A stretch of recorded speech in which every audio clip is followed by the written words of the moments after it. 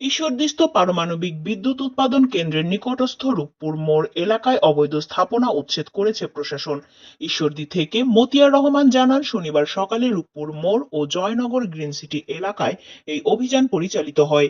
এ সময় উপস্থিত ছিলেন উপজেলা নির্বাহী কর্মকর্তা সুবীর কুমার দাস, ঈশ্বরদী সার্কেলের অতিরিক্ত পুলিশ সুপার বিপ্লব কুমার গোস্বামী, ভূমি কর্মকর্তা শাহাদাত হোসেন খান, ঈশ্বরদী থানার ভারপ্রাপ্ত কর্মকর্তা মোহাম্মদ রফিকুল ইসলাম, পাবনা সড়ক ও জনপথ অধিদপ্তর উপবিভাগীয় প্রকৌশলী সাদিকুর রহমান সহ পাবনা সড়ক ও জনপথ অধিদপ্তরের কর্মকর্তা ও সেনাবাহিনীর কর্মকর্তারা।